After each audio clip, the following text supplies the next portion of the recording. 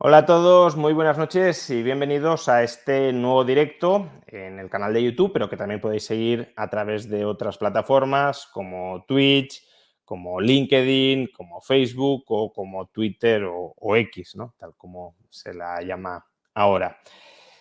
Hoy vamos a hablar sobre Bitcoin y no solo sobre Bitcoin, sino sobre el ecosistema que rodea Bitcoin y potencialmente también, claro, los criptoactivos.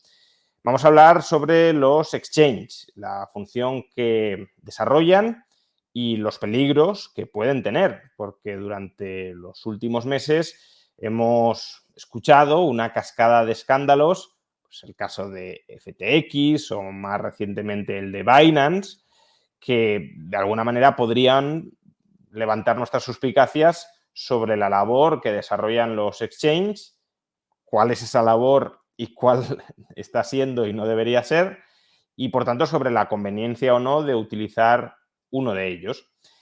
Y para hablar sobre todo esto, sobre la función que desarrollan los exchanges, el mal uso o el abuso que se está haciendo por parte de algunas plataformas, hemos traído a uno de los exchanges a escala mundial y por supuesto en España, que al menos de momento, y salvo que aparezcan sorpresas que esperemos que no, ha demostrado una mayor seriedad y rigor a la hora de ser administrado, que es Bit2Me. Vamos a hablar con Javier Pastor, Javier Bitcoin de Bit2Me. ¿Qué tal? Buenas noches. Un placer, Juan Ramón, estar conversando sobre este tema contigo. Y vamos a conversar sobre lo que os mencionaba. ¿Para qué hace falta un exchange y qué está pasando últimamente con los exchanges que nos están dando una cascada de noticias a cual más negativa y a cual más inquietante? Entonces, para empezar a centrar el tiro, lo más reciente, lo más acuciante ha sido el caso de Binance, ¿no? Binance ha sido, no sé si sigue siendo, tú te conocerás mucho mejor las cifras, el mayor exchange global de criptoactivos y, por tanto, la referencia dentro del sector.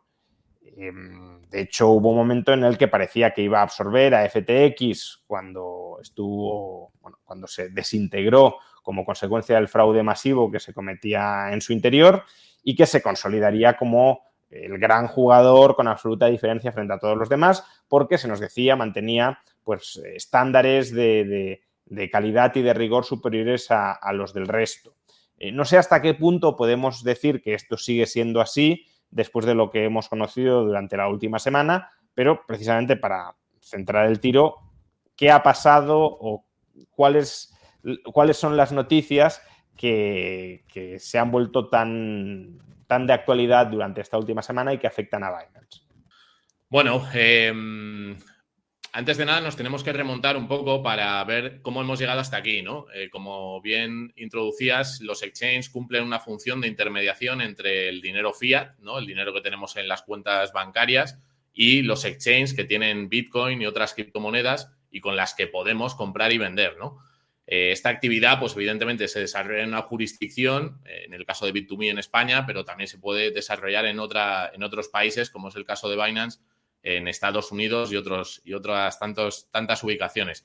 Entonces yo me remontaría, por hacer una intro, al año 1970 con el Bank Secrecy Act, ¿no? La introducción de Nixon de todo lo que tiene que ver con los procedimientos de compliance de KYC, de conoce a tu cliente al hacer el onboarding para utilizar este tipo de servicios. En el caso del sistema bancario se empezaron a introducir en esta fecha. Luego podemos poner otro momento importante a destacar, que es 1989, la creación del GAFI, que esto lo hablaba el otro día en la Universidad Francisco Marroquín Alberto Mera, hacía una exposición muy interesante, que nació con el propósito de controlar el dinero del narcotráfico, ¿no? de las drogas, que era, bueno, pues un mercado que querían frenar ese intercambio o esa compraventa que se producía, poniendo controles en el sistema financiero. De ahí podemos ir al año 2001 con el atentado del 11S en las Torres Gemelas, donde se hace una vuelta, se le da una vuelta de tuerca al sistema de privacidad que teníamos hasta ese momento, ¿no? Con el Travel Rule, donde Estados Unidos ya puede mandar información de cuentas bancarias que no solamente sean de bancos en Estados Unidos, sino a nivel mundial, ¿no? Y se ponen además una serie de restricciones con algunos países con los que no se puede comerciar ni con sus instituciones ni con sus ciudadanos. En el año 2008, 2009, surgimiento de Bitcoin, el surgimiento de una nueva industria, una necesidad en el mercado que se satisface pues, con emprendedores que deciden montar empresas para construir una infraestructura para poder comprar y vender criptoactivos, Ethereum, 2014, el lanzamiento de todas las ICOs, y hasta el año 2019 realmente no teníamos un pronunciamiento, no teníamos una regulación específica por parte de ningún supervisor ni organismo, ¿no? De alguna forma el Gafi ya en 2019 puso levantó la alerta, ¿no? De que había un problema con el mundo de las cripto para el tema del blanqueo y ya se empezaron a dar recomendaciones desde ese momento.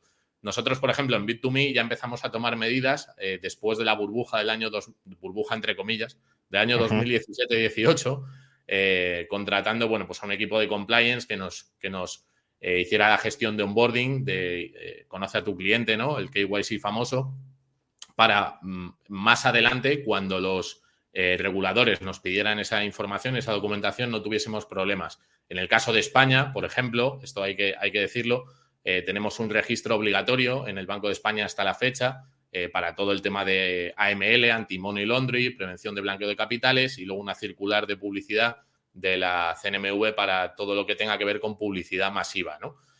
En el caso de Estados Unidos, claro, nosotros allí no hemos operado, estamos hablando de otro exchange, otra empresa, en este caso Binance, ¿no? Que ha sido muy sonado. Claro, allí tienen tres organismos institucionales del gobierno, ¿no? Que sería la SEC, que sería, pues una institución que regula todo lo que tiene que ver con el mercadeo, el comercio de activos financieros. Por otro lado, tenemos la CFTC, que sería una institución que regula el mercado de futuros. Y tenemos el Tesoro, donde necesitas una licencia bancaria para poder transferir fondos de forma electrónica. ¿Qué sucede? Pues que Binance, yo creo que llevó una estrategia de expansión y de negocio, principalmente de forma de manera explosiva, muy rápida, sin tener en cuenta pues, todos estos criterios en un primer momento, ¿no? Introduciéndose en el mercado, dando una patada hacia adelante y, intermediando y dando sus servicios sin haber hecho los deberes previos en este sentido. ¿Qué ocurre? Como tú bien has comentado en la introducción, Juan Ramón, en el año 2022 se empiezan a producir eventos muy llamativos en la industria. K3, Arrow Capital, Celsius, FTX a final de año, y eso pone el grito en el cielo desde el punto de vista del supervisor, ¿no? Desde el año pasado, ya incluso con las stablecoins, Paxos, que es el emisor de la stablecoin de Binance, empieza a limitar y empieza a poner fecha de caducidad a ese token que se ha utilizado para la compra y venta de Bitcoin y otras criptomonedas. De hecho, si vemos la capitalización que tenía BUSD, que sería el token de Binance estable, tenía pues un market cap de 22.000, 23.000 millones de dólares y ahora está en los 1.700, ¿no? Lo he mirado esta mañana. Entonces, aparte de eso, hay una denuncia directa del CFTC, también de la SEC y del Tesoro, ¿no? De hecho, la denuncia que se ha puesto a Binance del Tesoro es la más grande de toda la historia. 4.300 millones de dólares. A CZ le han puesto una multa directa por ser el CEO de 150 millones de dólares. ¿Y qué es lo que estamos viendo? Pero exactamente de qué se les acusa. Es decir, ¿cuál es la acusación que lanza el Tesoro que es tan grave para que sea, como dices, la mayor? La acusación, depende. La SEC les acusa de manipulación de mercado, que no han asumido, no han aceptado, y el CFTC de operar con el mercado de futuros sin estar registrados, y el Tesoro de no haber puesto en funcionamiento en marcha todos los requerimientos de compliance, de AML y blanqueo de capitales. Se entiende, ahí están. Se han hecho una trazabilidad de hasta más de 100.000 transacciones sospechosas que podrían ir a la financiación del terrorismo, actividades ilícitas, ¿no?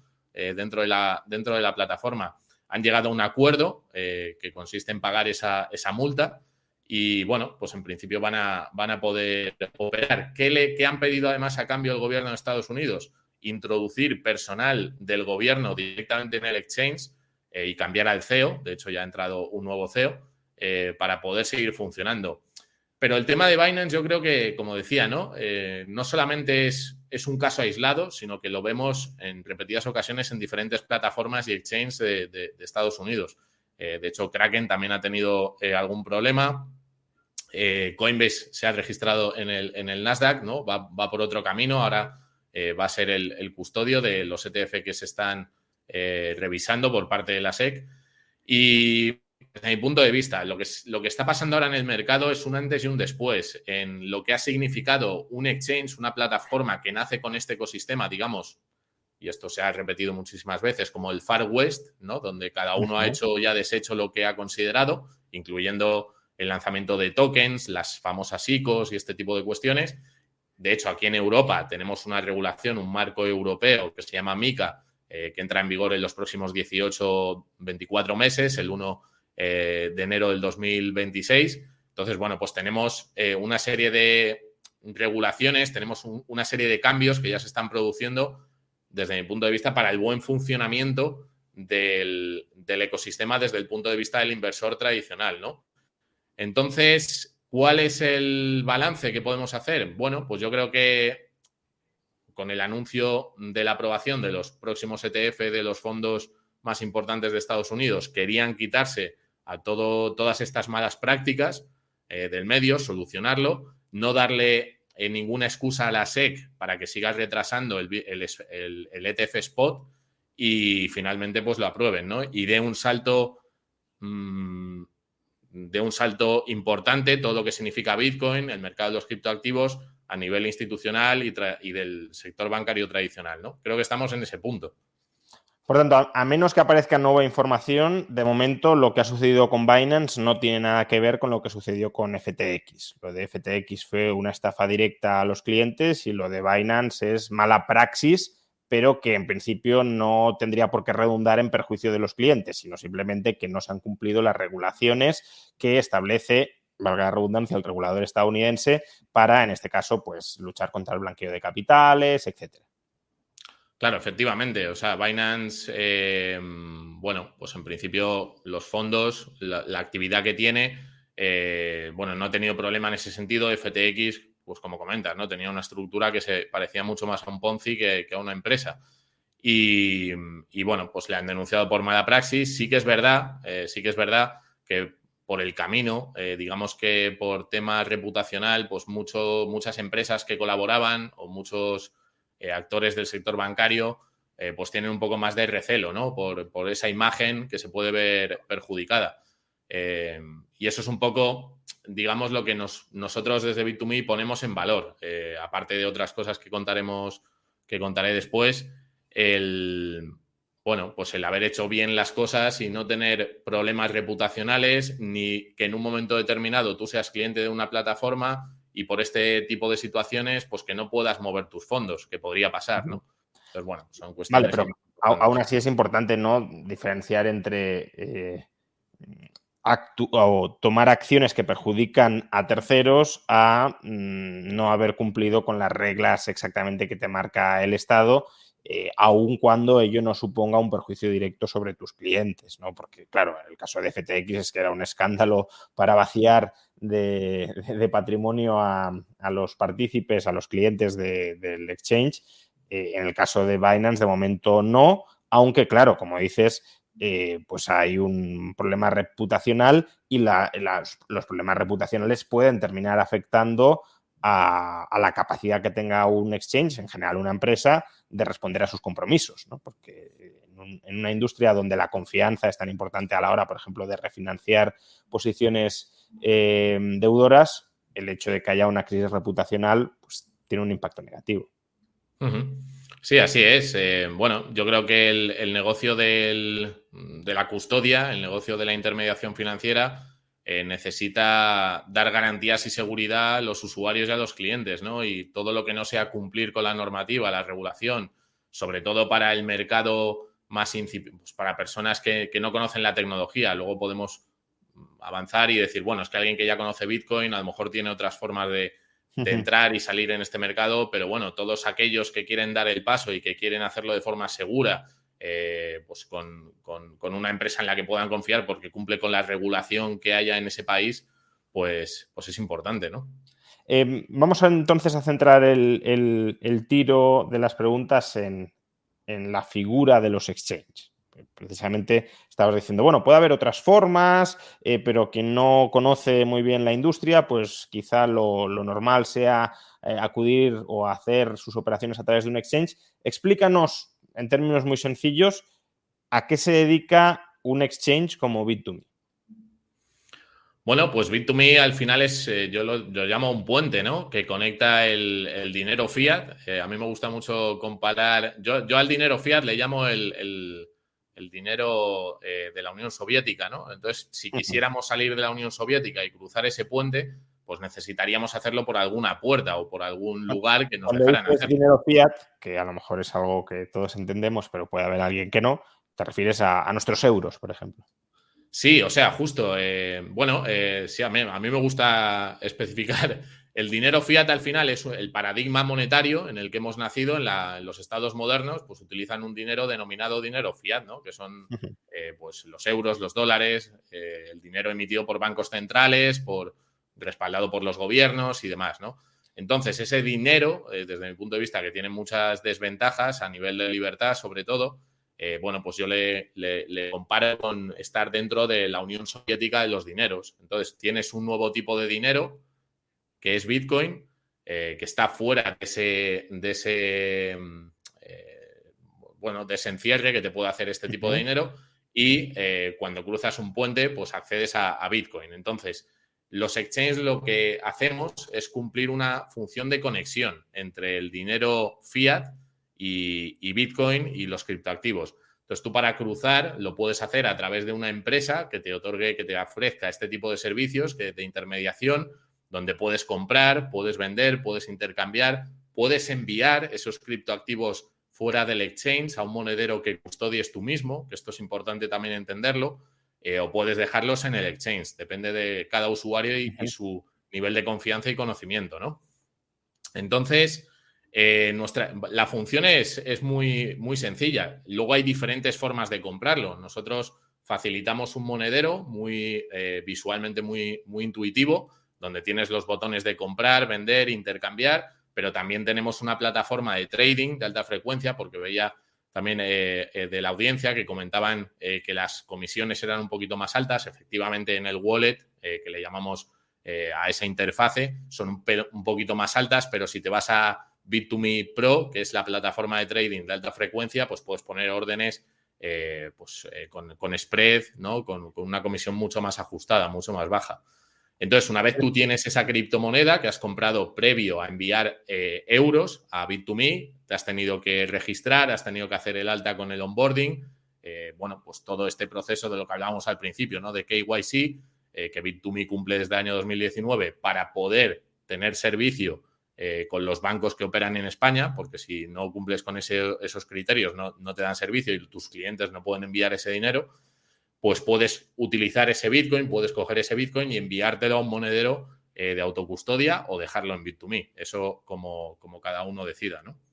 Es decir, que si yo tengo dinero en el banco, digámoslo así, es decir, tengo una cuenta corriente, puedo comprar a través de un exchange, en este caso Bit2Me, aquellos criptoactivos que considero oportuno y a lo que se dedica Bit2Me es a casar mi orden de compra de un criptoactivo con la orden de venta de ese criptoactivo y por tanto de compra de euros o de dólares de otra persona, ¿no? Hacéis esa labor de machear un lado y el otro lado del mercado. Justo, esto es algo que suele preguntar mucho la gente, ¿no? Dice, pero ¿cómo se establece el precio de Bitcoin? Bueno, pues una cuestión de oferta y demanda. ¿Los exchanges qué función y qué papel desempeñan? Pues el de encontrar un precio de encuentro entre el que quiere comprar y el que quiere vender. Y cuando hay un encuentro, el exchange hace esa gestión, esa intermediación, lo casa y se hace el intercambio. Entonces, el exchange, el modelo de negocio de la plataforma es cobrar efectivamente una comisión cada vez que se produce un intercambio, efectivamente. ¿Y también desarrolláis funciones de custodia de los criptoactivos o no? Bueno, el propio exchange te ofrece la posibilidad de custodiar los criptoactivos que compres. A pesar de que yo trabajo en el exchange desde hace más de 5 años y también los fundadores, Leif y Andrei, nosotros siempre decimos que, bueno, lo que se dice en el ecosistema, not your keys, not your coins, ¿no? Que lo ideal es que una persona que interactúa con Bitcoin y que quiere disfrutar de todas las propiedades que te ofrece este activo, pues cuando se sienta segura y cuando entienda el porqué de tener la custodia directa de sus propias claves privadas, que serían las claves que te dan acceso a la posibilidad de mover ese Bitcoin, pero sin depender de un tercero, es decir, no dependerías de Bit2Me en este caso si tú no quisieras, pues lo puedas hacer. Entonces nosotros sí que ofrecemos servicio de custodia, es decir, una persona que nunca haya comprado Bitcoin, pero que empiece a interesarse y que vea que es una forma de diversificar su portfolio y de tener un activo muy interesante, que cada vez más gente entiende, pues lo puede dejar en Bit2Me. Ahora, la curva de aprendizaje, lo que siempre decimos es cuando te sientas seguro y empieces a profundizar e investigar, pues tienes la posibilidad de sacarlo, ¿no? Entonces, ¿Y tú consideras que sí. es preferible la autocustodia?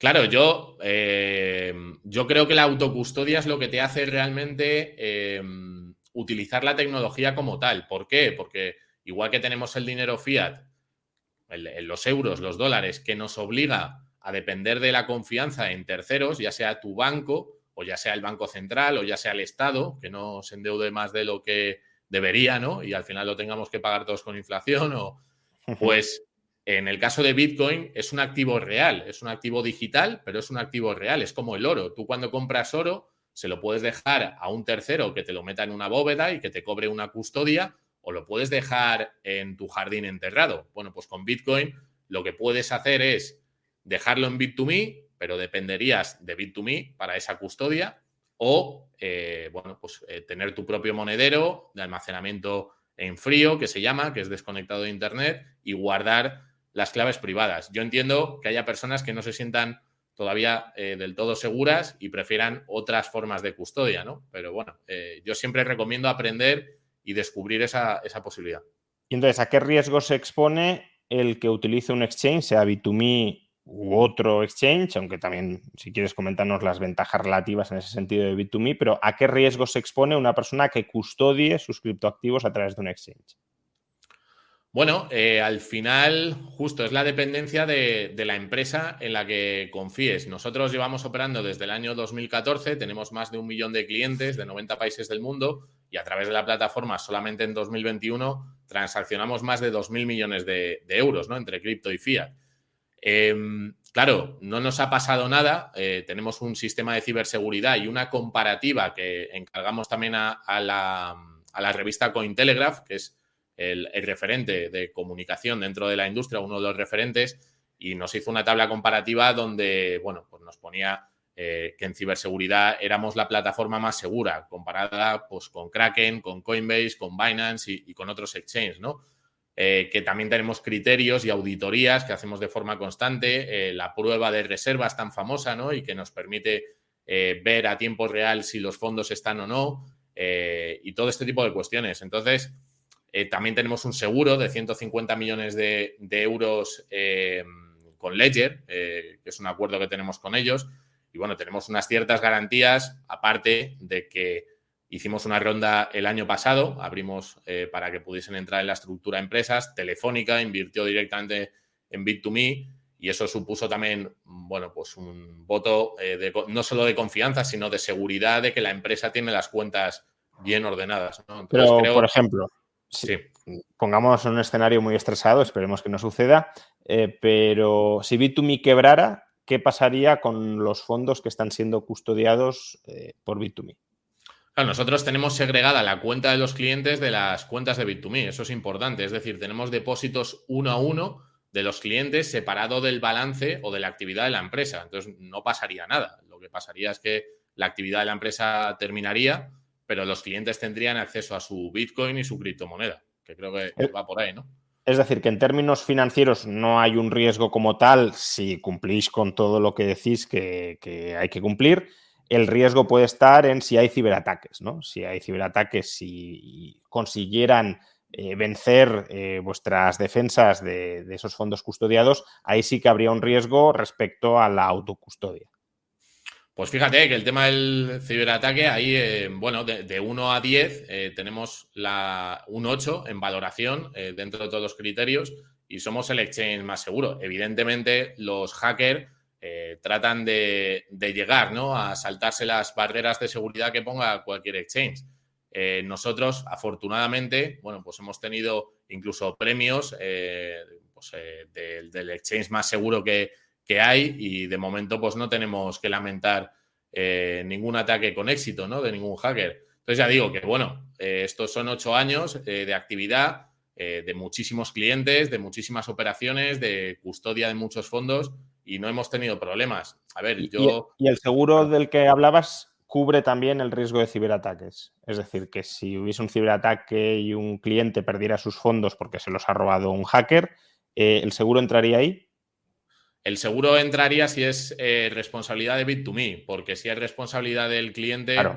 no cubriría. Es decir, si al cliente le hackean su ordenador, entra un malware y consiguen sus claves y de alguna forma entran en su cuenta, aunque nosotros tenemos un montón de filtros y de acciones de seguridad para evitar que eso suceda, bueno, pues sí que sería un caso en el que no cubriría ese Bueno, pero seguro, eso es claro. como si entran a robar a tu casa y te roban tu dinero, pues obviamente la culpa es tuya, no es del intermediario, ¿no? Pero si es un ciberataque por una deficiencia de Bit2Me, en ese caso sí cubriría. Por cierto, dudas así más prácticas. Emilio Maceda dice, si yo custodio mis claves, por ejemplo, en un ledger o de otra forma, y me muero, ¿esta pasta se pierde? ¿Bit2Me gestiona la herencia de mis fondos?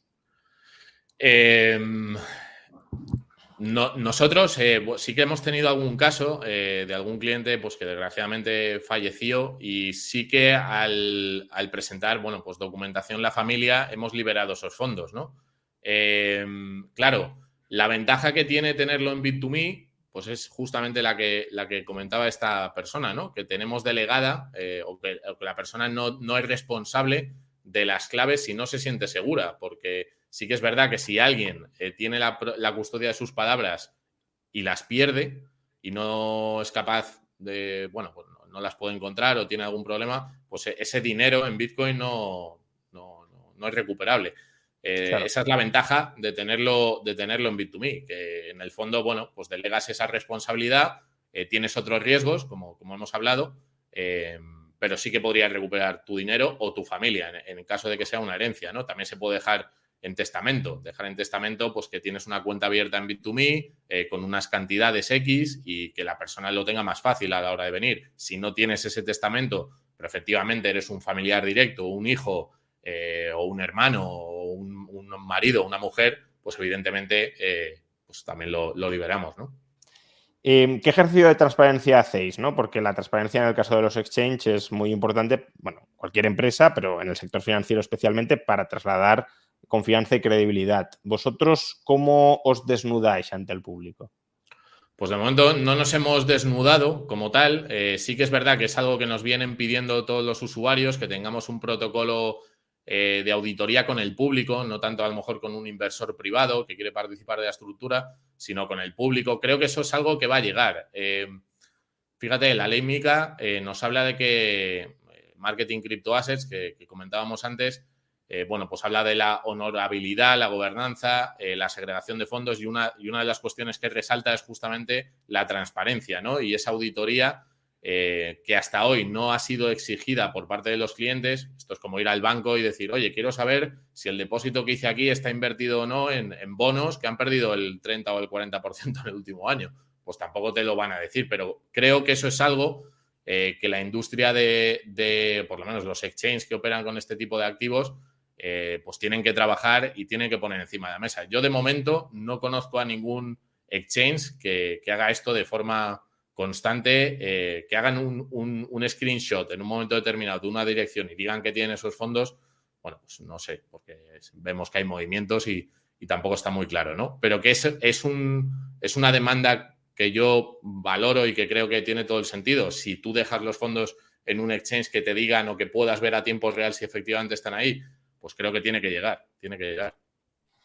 Bien, hemos visto que, digamos, de los dos servicios que ofrece un exchange, en este caso Bit2Me, pero también el resto, intermediación entre compradores y vendedores y subsidiariamente custodia. El servicio de custodia lo puede uno desintermediar haciéndolo uno mismo. ¿Hay formas de también desintermediar el servicio principal que desarrollan los exchanges, de conectar a compradores y vendedores? Una forma, claro, es directamente pues, comprar y vender con la persona que esté interesada en hacerlo, pero eso tiene unos costes de información y de búsqueda y de emparejamiento que son muy grandes y esa es justamente la función que desempeña el exchange, ¿no? Reducir esos costes de transacción. Pero empieza a haber otros modelos que podrían terminar reemplazando a los exchanges tal cual los conocemos hoy. Por ejemplo, los exchanges descentralizados, ¿cómo funcionan? ¿Qué ventajas tienen? ¿Pueden ser la alternativa de futuro? Bueno, fíjate que a mí me encanta la idea, ¿no? De poder comprar en un exchange descentralizado, que los hay exchanges que además tienen cierto nivel de privacidad. ¿Cuál es el problema? Pues el problema es que el 99,98% de la población a día de hoy tiene dinero fiat. Y si tú tienes dinero fiat y lo quieres pasar a Bitcoin o criptomonedas, bueno, pues los bancos, porque es así, no es que a mí me guste, ni muchísimo menos, pero los bancos van a preguntar o van a sospechar a partir de determinadas cantidades qué es lo que estás haciendo con el dinero, a quién se lo estás enviando, te va a pedir más documentación, a través de quién, y si en un momento determinado hay una empresa que da este tipo de servicios, que a mí me parece, pues oye, muy loable y oye, que no recoge lo que los supervisores, lo que la regulación le piden, pues puede que hoy tenga una actividad y que consiga seguir funcionando 2, 3, 4 años, pero no sé, yo veo bastante complicado que haya un mercado paralelo descentralizado, ¿no? Conectado al sistema fiat, sabiendo que dependemos de una cuenta bancaria de origen y una de destino y que esas transferencias al final son trazadas por el sistema tradicional. Y además, te diría, Juan Ramón, y esto, bueno, a mí me genera debates en el ecosistema, evidentemente, porque es así. Claro, tú compras Bitcoin sin KYC al precio que tiene ahora mismo, pues de 35.000, 37.000 dólares. ¿Qué formas hay de hacerlo? Porque normalmente las compras y ventas son a través de exchange, que están regulados y que por tanto cumplen con la regulación, pero ¿qué formas siguen subsistiendo de poder comprar Bitcoin de esta manera? Bueno, a ver, regulación está entrando ahora. Está entrando ahora. No ha habido una regulación como tal. Sí que se está empezando digamos, a poner en una vía, ¿no? Pues hasta ahora ha habido alternativas como, por ejemplo, los cajeros, ¿no? Los cajeros ha sido una vía de compra-venta. Comentabas tú antes, el peer-to-peer, poder conocer a una persona de confianza de hace tiempo. No, pero de manera masiva, digamos. De manera masiva y de forma anónima, bueno, sí que hay exchanges pues que yo conozco y comentaba hoy en la publicación del tweet que ponías, pues ponía alguien debajo justo el nombre de una plataforma. Y hay plataformas. Pero claro, es lo que comentaba antes. En Bit2Me tú puedes comprar, si quieres, 500.000 euros y sabes que estás utilizando 500.000 euros de tus ahorros, que es una parte muy importante del patrimonio de cualquier persona en el mundo, y que detrás hay una empresa que cumple con una normativa, una regulación, y que vas a tener, digamos, un respaldo. Pero no solamente eso, sino que si tú compras 500.000 euros y mañana lo vendes por 3 millones, esos 3 millones de euros, cuando los ingreses en tu banco, el banco te va a decir, bueno, ¿y esto cómo ha llegado hasta aquí?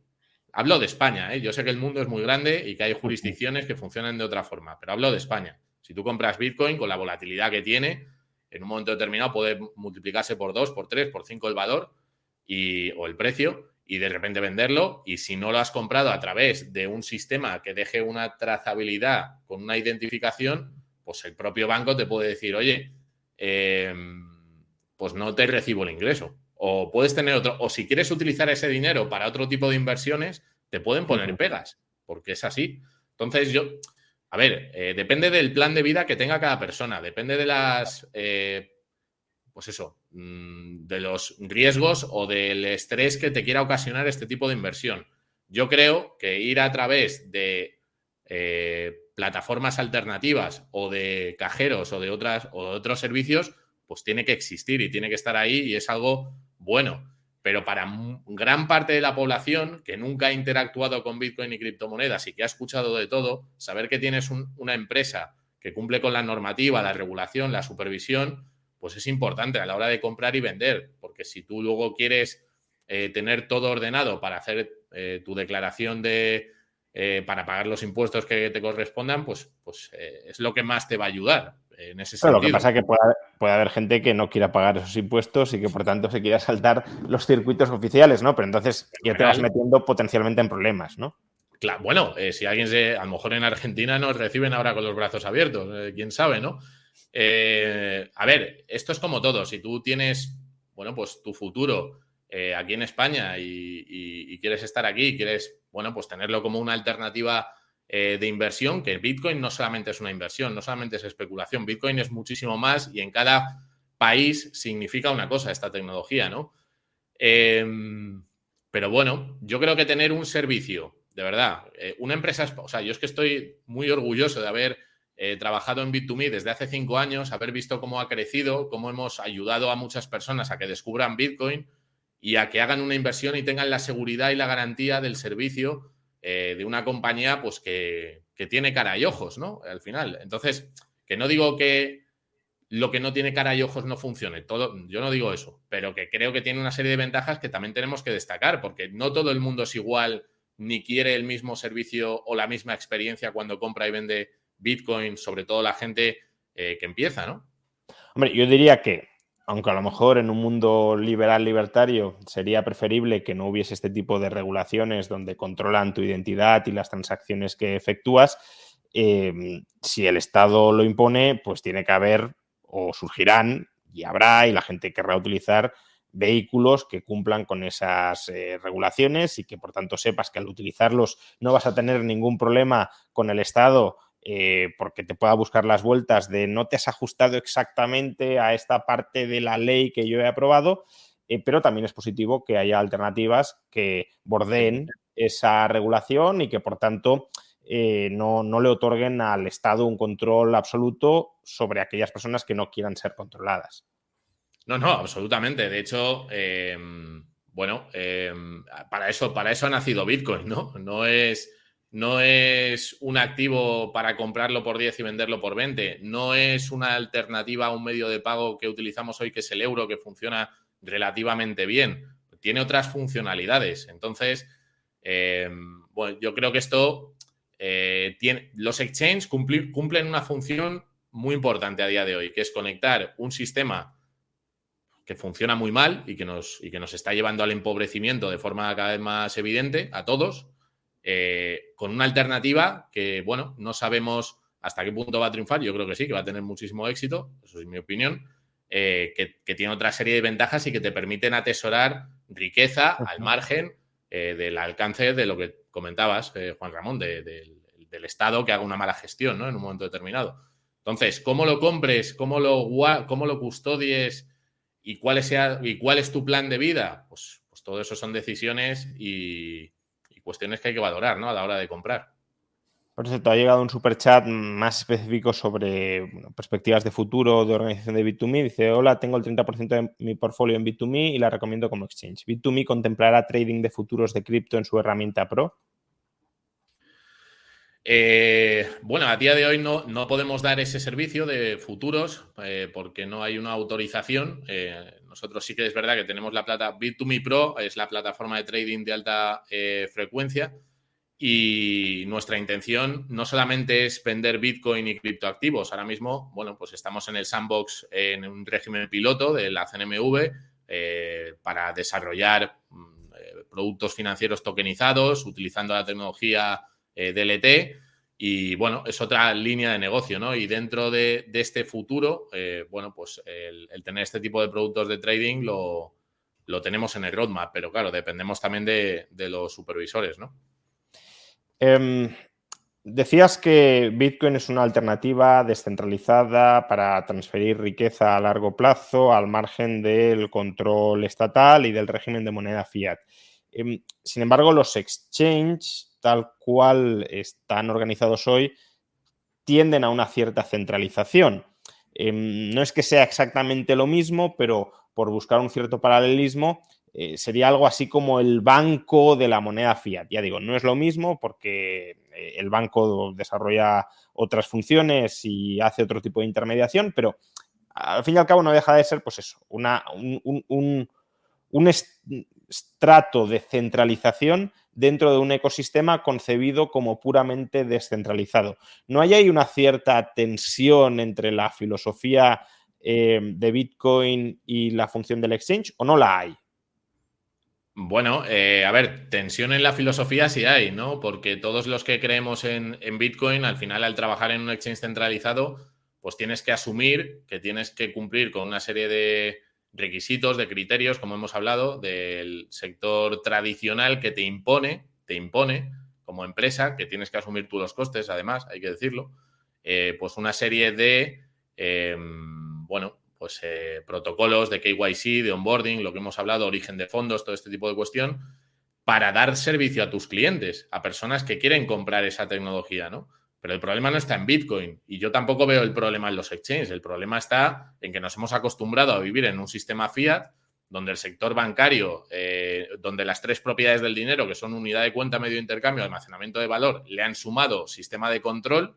Entonces, claro, en un sistema de control donde ya no te dejan pagar más de 1.000 euros en efectivo, donde te dicen que puedes ingresar hasta X cantidad en caja, en los bancos, hasta cierta hora, en donde haces una transferencia a una persona de un país porque quieres, porque es tu dinero, y no te dejan, pues claro, esto lo están intentando trasladar, hacer un copia-pega a los exchanges, que somos un poco esa figura que hace de banco, que intermedia con la compra de Bitcoin. Pues sí, lo están intentando. Por eso, en el fondo, filosóficamente, a los que trabajamos en esta industria, pues nos crea un poco de tensión, ¿no?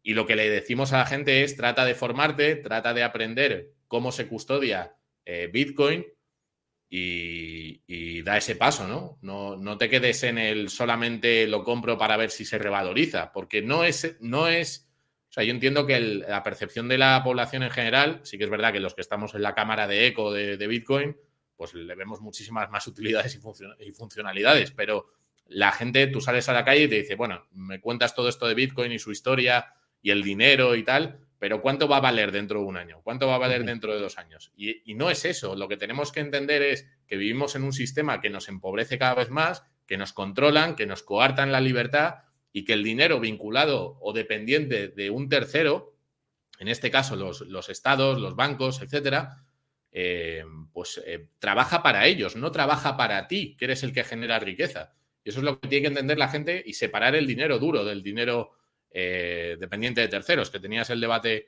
también con Eduardo, ¿no? El otro día. José Luis Vázquez plantea algo de lo que hemos hablado, pero que en cierto modo está vinculado con lo que estábamos diciendo ahora, ¿no? Si el sistema fiat es un sistema del que deberíamos, desde tu punto de vista, ir separándonos y deberíamos pasar cada vez más a un sistema fundamentado en Bitcoin, claro, la función que desarrolla un exchange centralizado de convertir fiat en Bitcoin, aquel que ya haya hecho ese divorcio mental, emocional y psicológico con lo fiat, pues ya puede utilizar, ¿no? Como dice José Luis Vázquez, hay plataformas de intercambio que no obligan al KYC porque el exchange no toca fondos fiat en el proceso. Entonces, en la medida en que salgamos del mundo fiat, ahí sí que se abren otras alternativas que podrían tener un ámbito o un alcance más descentralizado. No, claro. O sea, tú en el momento en el que tienes Bitcoin puedes disfrutar de una economía circular con todos aquellos que estén dispuestos a recibirlo como medio de intercambio, ¿no? Como medio de pago. Yo creo que esto también en los próximos años veremos cómo cualquier persona, independientemente del lugar en el mundo en el que se encuentre, está dispuesto a recibir un pago en Bitcoin, porque aunque sea volátil, la tendencia es clarísima en largos periodos de tiempo. Es un activo que si no tienes necesidades de liquidez en el corto plazo, en periodos largos de tiempos, si se repite la historia y parece que con la entrada de los actores que van a participar ahora, no es que se vaya a repetir, es que se va a incrementar, cualquier persona va a decir, oye, si me pagas en Bitcoin, incluso a lo mejor hasta te hago un descuento, que yo lo haría, ¿eh? Ahora, que va a haber una economía circular y que no va a estar ubicada a lo mejor en un país concreto y que va a ser una economía creciente en diferentes ubicaciones, yo creo que va a pasar. Hablamos de una tecnología, de un dinero que utiliza la plataforma de comunicación de seres humanos más grande del mundo, que es Internet. Ya no estamos limitados a una frontera, a una línea geográfica que ha puesto el poder político, sino que tú ahora puedes transferir o recibir valor desde cualquier parte del mundo. Igual que ahora puedes tener una conversación con alguien que está en China o que está en Estados Unidos o que está en Sudáfrica y no tienes que pedir permiso a nadie. Pues el dinero tiene que fluir con esa naturalidad que hemos renunciado. Entonces, va a haber una economía circular dentro de Bitcoin y las personas van a hacer pagos entre ellos para intercambiar productos y servicios. Estoy seguro. Estamos pronto. Bitcoin tiene 14 años. 14 años. Por cierto, estamos hablando mucho de KYC y a lo mejor hay gente que no sabe a qué nos referimos. Exactamente qué es y qué información personal supone transferirle esa regulación a las autoridades. Es decir, si yo utilizo Bit2Me o cualquier otro exchange que cumpla las regulaciones, ¿el gobierno qué sabe de mí?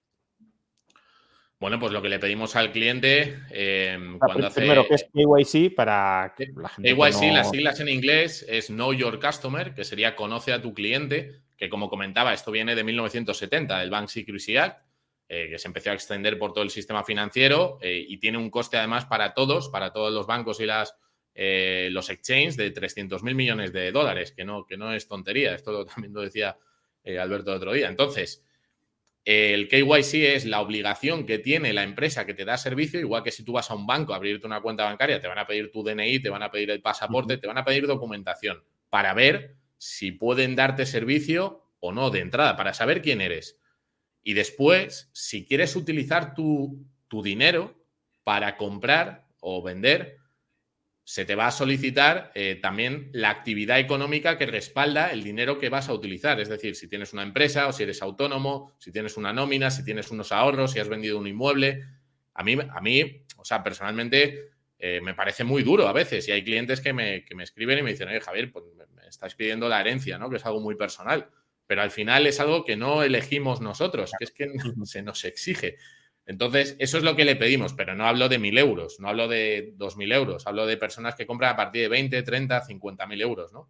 Entonces, bueno, pues les pedimos el DNI por un lado, su identificación personal y por otro lado, pues el origen del dinero en algunos casos, ¿no? Claro, pero cada vez es más complicado poder transformar fiat en Bitcoin sin pasar por ese aro de revelación de información a las autoridades, porque si no lo haces, ¿no?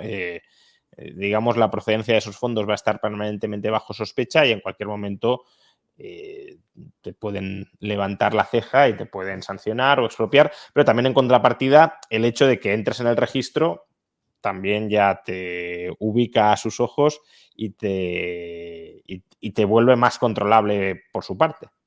Bueno, a ver, es que evidentemente si tu objetivo es eludir impuestos, si ese es tu objetivo, pues evidentemente la privacidad gana mucho valor, ¿no?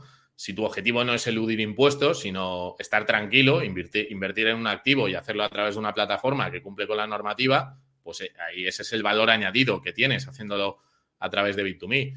Y ya te digo que yo creo que hay mercado para cubrir todo el mundo. O sea, creo que hay muchísimas personas que de hecho no han entrado en este sector o no han comprado nunca Bitcoin porque no han encontrado la empresa que les diese la seguridad que necesitan, porque están acostumbrados a trabajar con un banco tradicional y ahí pues se sienten más seguros. Con la entrada de la regulación, creo que vamos a ver no solamente la venta o la intermediación que puede hacer un exchange como Bit2Me, sino que también lo veremos con bancos tradicionales vendiendo Bitcoin a los clientes. Otra cosa es que te dejen retirarlo. Nosotros, de momento, evidentemente quien lo compra lo puede retirar, pero veremos en unos años, por ejemplo, los ETF de BlackRock, si se los aprueban, tú no vas a poder retirar ese Bitcoin a un monedero de autocustodia. Ese Bitcoin lo tiene BlackRock. y es que es una diferencia sustancial, ¿no? Muy importante.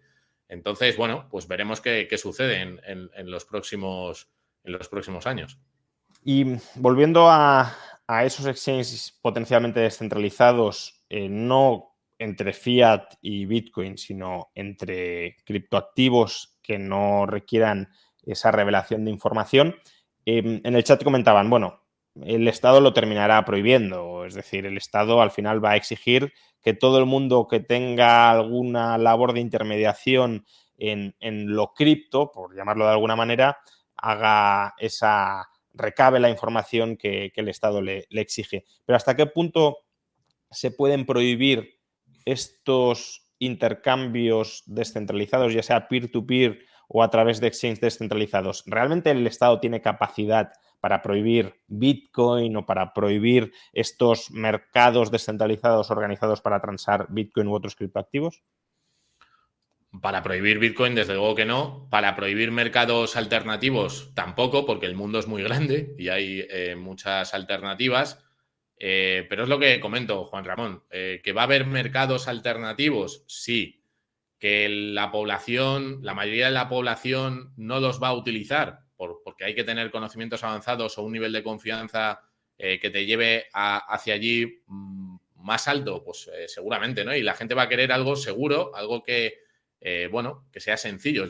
Yo llevo trabajando 5 años en la empresa y lo veo con las personas que dan el paso y quieren comprar Bitcoin, ¿no? Mucha gente, pues lo que quiere es tener esa primera experiencia con el activo, empezar a utilizarlo, bajarse un monedero en el móvil, hacer una transferencia, pero quiero decir que no vayamos al nivel, o sea, que la función que cumple un exchange es fundamental y que otras alternativas es bueno que existan y que no creo que tengan capacidad los estados de prohibirlo, ni Bitcoin ni los exchanges. Y además habrá teoría de juegos e incentivos clarísimos para que haya mercados alternativos. Eso pasa en todos los sectores, ¿no? Y cuantas más dificultades pongan para comprarlo a través del exchange regulado, pues más pensarán cómo ofrecer otras opciones, ¿no?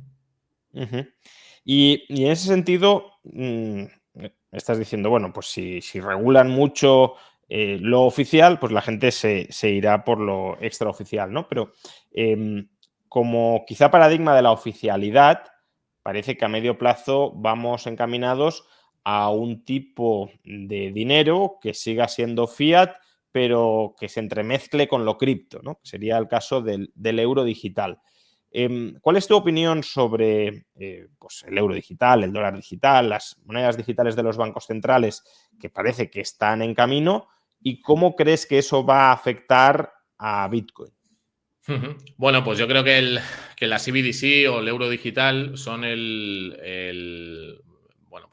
una alternativa que a mí me aterroriza, ¿no? Lo que significa porque el dinero en efectivo al final, aunque sea dinero fiat, es el último reducto de libertad que hay para transaccionar persona a persona, pues con cierto nivel de privacidad. Yo creo que el objetivo de la CBDC al final es reemplazar el dinero en efectivo, que tú lo has contado alguna vez en algún vídeo, que seguiría siendo el pasivo, ¿no? del Banco Central, del Estado. Sigue estando por aquí, se ha caído la cámara, pero sigue estando por aquí. Nada, tranquilo. Y lo que quieren es, pues bueno, que todo ese dinero que ahora está en circulación y que es muy difícil de controlar se sustituya por una CBDC que puedan trazar y que puedan vigilar hasta el céntimo, ¿no? Entonces, bueno, ¿cómo le afectaría a Bitcoin? Yo creo que todo lo que sea dar control sobre tu dinero a terceros para que tomen decisiones por ti de cómo lo puedes utilizar es negativo. El dinero en efectivo es mucho más difícil que se implante un sistema de control que con la CBDC, que es dinero que potencialmente es programable, donde pierdes la privacidad totalmente y donde si al poder político en un momento determinado no le interesa que utilices esa CBDC para comprar, por ejemplo, Bitcoin u otro tipo de productos o activos, pues lo pueden programar. Entonces creo que la CBDC es un paso atrás, otro paso enorme de pérdida de libertades, ¿no? Para todos. Y espero que no tengan éxito.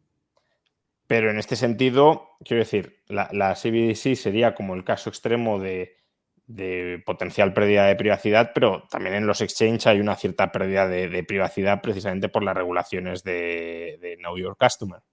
No, totalmente, Juan Ramón. Lo que pasa es que cuando tú vas a un exchange, lo haces para comprar Bitcoin. Y si tienes la posibilidad de sacar ese Bitcoin del exchange y enviártelo a un monedero donde tú seas el que controla ese dinero, ya no tienes ese problema. Sin embargo, si a ti te cambian tus euros de 50 del billete de 50 o de 100, lo cambias por euros digitales en un monedero digital y te programan lo que puedes y no puedes hacer, ahí ya no es que pierdas la privacidad, es que por defecto la pierdes. Por defecto la pierdes. O sea, ahí no tienes alternativa, porque tú cuando utilizas un exchange de intermediación lo eliges.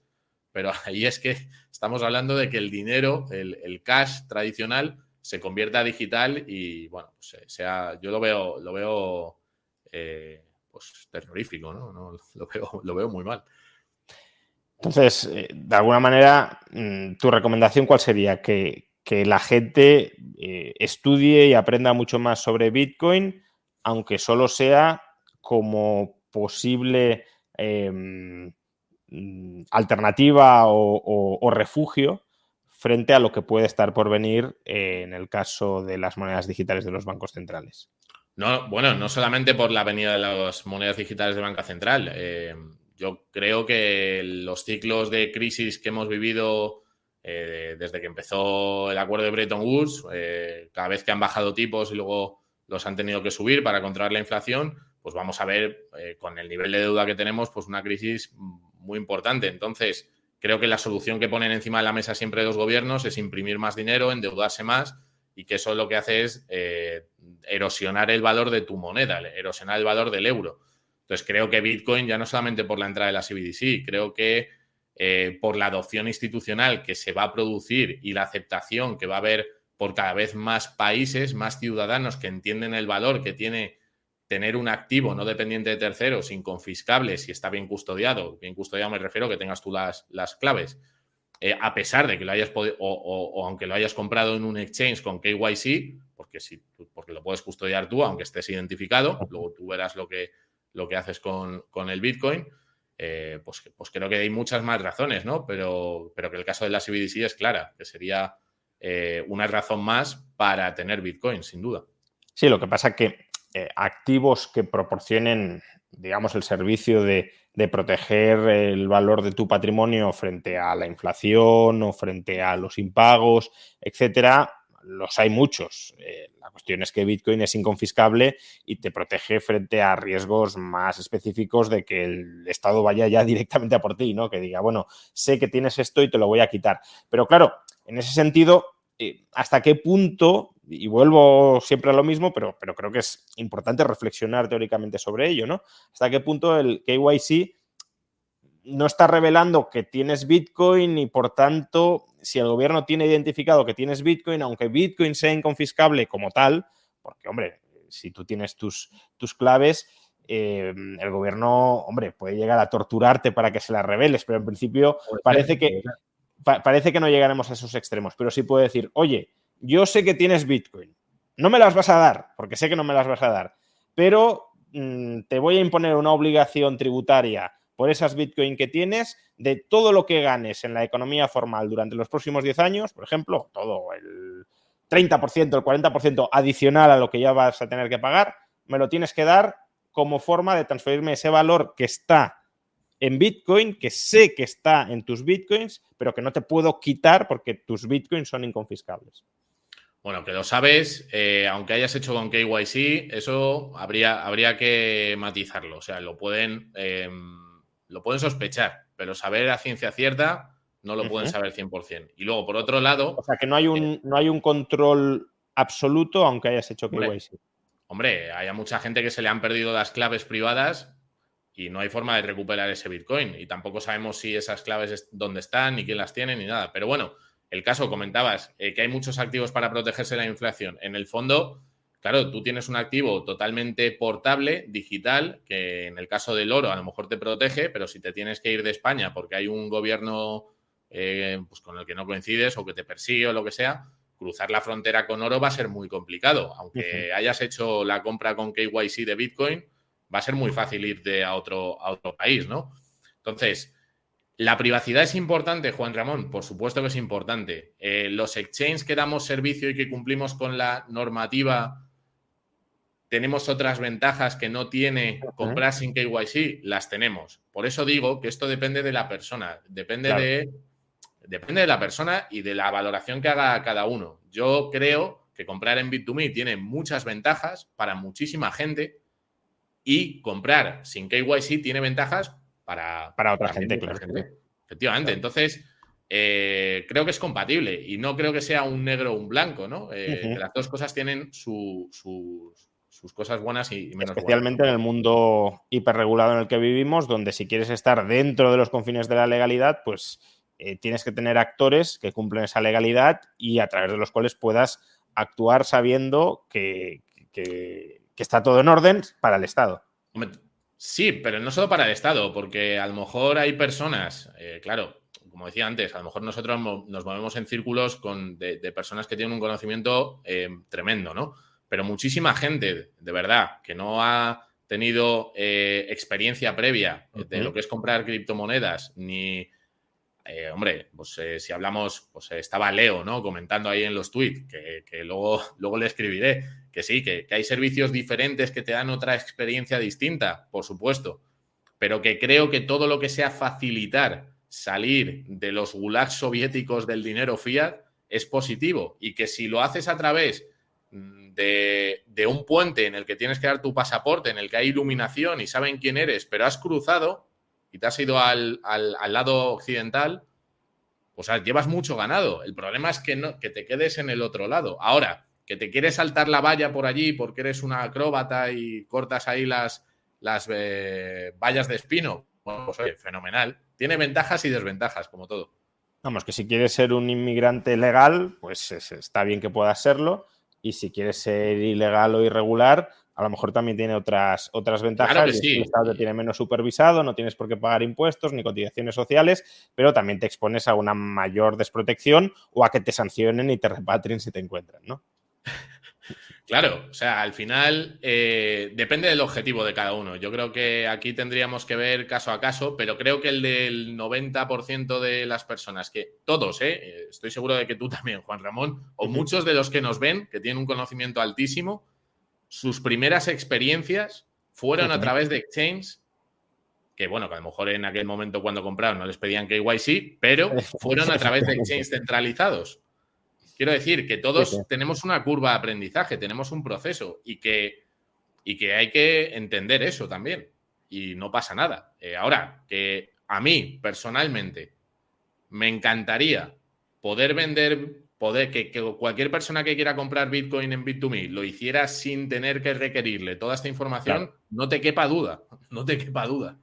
Sí, pero el Estado no lo permite y para ofrecer ese servicio pues hay que cumplir la regulación estatal como en cualquier otro sector que también a lo mejor no querría, no sé, los hoteles a la hora de requerir pues quienes se han alojado y demás, probablemente habría hoteles que no quieran hacer ese control, pero si la regulación se lo exige, pues u operan así u operan en la ilegalidad con otras desventajas que tiene operar en la ilegalidad en esta sociedad donde si operas en la ilegalidad y te pillan, te sancionan, ¿no? Yo creo que va a haber jurisdicciones muy amigables, Juan Ramón, de todas formas. O sea, estamos en España, pero creo que Milei haya ganado en Argentina es positivo para Bitcoin, aunque yo creo que todavía no estamos en ese momento, ¿no? Claro. Pero que va a haber jurisdicciones muy amigables en todo el mundo con este activo, porque es un activo histórico, es un activo que no sabemos hasta qué punto va a triunfar, pero que tiene unas características y propiedades tan especiales que va a haber muchísimos incentivos para muchísimos gobiernos del mundo